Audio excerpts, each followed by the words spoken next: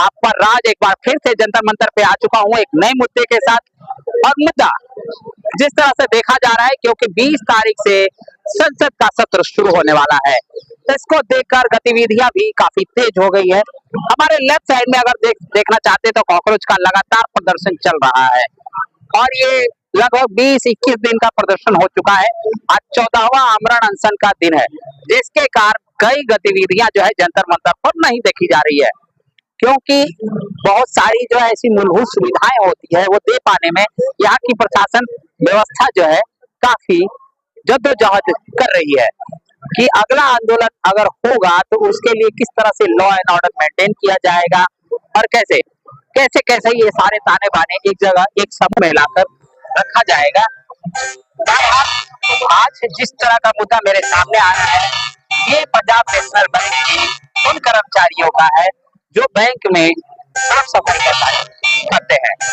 अब हम इनसे जानने की कोशिश करते हैं कि इतने मुद्दों पर अड़े हुए हैं और क्या कुछ उम्मीद लेके जंतर मंतर पर आए हैं और इसकी उम्मीद को किस तरह से अमलीजामा सरकार कहलाएगी। क्या नाम है आपका? अमित वाल्मीकि सर। तो अभी जी आप लोगों ने पूरे भारतवर्ष के जब पंजाब नेशनल बैंक की शाखाएं हैं उसके कर्मचारी भी हैं और लगातार जो है काम करके जो है उस बैंक को आगे बढ़ाने में मदद कर रहे हैं, लेकिन यही बैंक जो है आपको बढ़ने से कैसे रोक रही है? क्या है पूरा मुद्दा? सर पहले तो मैं अपने बारे में बता रहा हूँ। महर्षि वाल्मीकि गुरु रविदास महासभा का प्रेसिडेंट हूँ। तो काफी समय से इनकी समस्या का हमें ज्ञापन दिया हुआ है सफाई कर्मचारियों ने। तो 2021 में भी हम हेड ऑफिस के बाहर धरना प्रदर्शन किया था, 2023 में भी किया। जैसे आपको पता होगा काफी समय पहले छोटे छोटे बैंक जो मर्ज हुए थे एसबीआई में, पीएनबी में, तो जो उनके सफाई कर्मचारी थे उनको फुल टाइम कर दिया गया था। सिर्फ एक बैंक बचा है पीएनबी, वो जो पीएनबी बैंक के जो कहते हैं हमारा परिवार है, और इनके जो सफाई कर्मचारी है आज भी बहुत उनका शोषण किया जा रहा है। सिर्फ उनको 2 घंटे की जॉब करवाई जाती है और 8,000 रुपए सैलरी दी जाती है, पर है वो सरकारी है, उनके पास कार्ड बने हुए हैं, सरकारी मुलाजिम है। पर जैसे वो ड्यूटी जाती है सुबह, तो मैनेजर उनसे धमका के डरा के 4-5 घंटे की ड्यूटी करवाता है और सैलरी उनको 10-12 हजार मिलती है।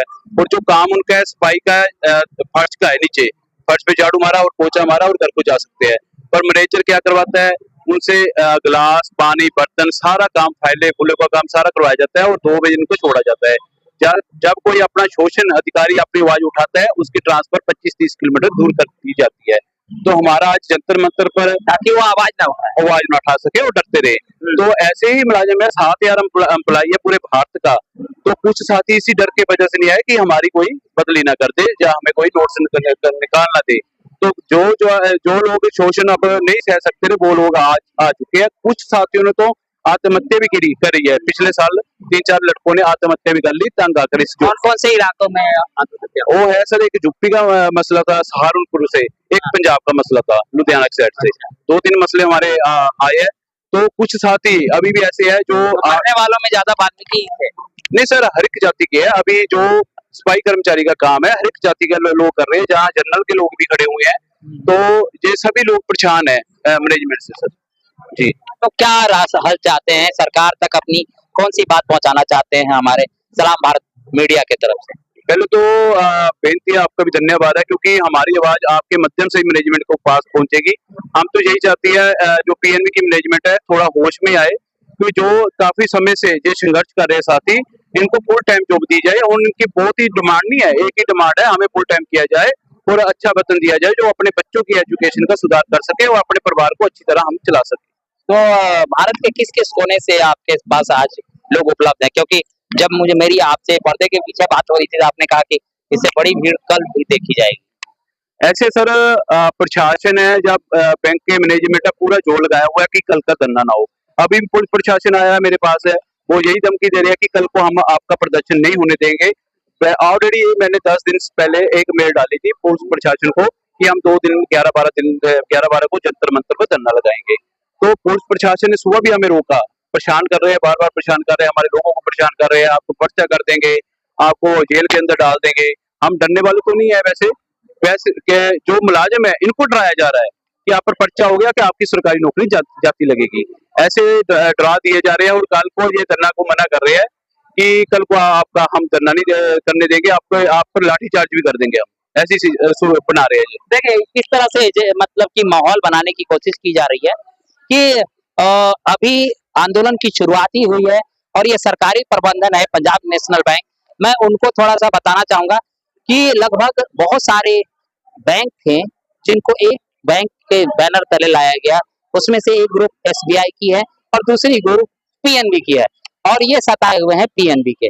इन्होंने कहा कि 2 घंटे का हमें भत्ता मिलता है और उसकी जगह में हमें 4-6 घंटे काम करना पड़ता है और जब ये जंतर मंतर जैसे लोकतांत्रिक मतलब प्रवेश में अपनी बात रखने आते हैं तो किस तरह से सरकार के ये मतलब विंग्स रोकने की कोशिश कर रही है, ये अध्यक्ष महोदय से मुझे जानने की कोशिश की। भारतीय युवा सर्वन कमेटी संगठन के राष्ट्राध्यक्ष हूँ, हमेशा रवि वैद्य, हमें दिल्ली से साथियों और आपका चैनल का धन्यवाद करते हैं। पर जो भाई अमित वाल्मीकि भाई ने जो बात उठाई है, भाई के साथ कोई दिल्ली है, यूपी है, सब है, क्योंकि भाई जो आंदोलन की तैयारी कर रहे हैं 27 में इलेक्शन है और चेतावनी है प्रशासन को भी और मोदी सरकार को भी, इस इलेक्शन का बहिष्कार करा जाएगा अगर हमारे भाइयों को बात। कौन सा इलेक्शन है, किस प्रदेश की बात कर रहे हैं? दिल्ली में इलेक्शन है भाई साहब, उत्तर प्रदेश में भी। सुनो, उत्तर प्रदेश सब जगह इलेक्शन होने हैं। हाँ।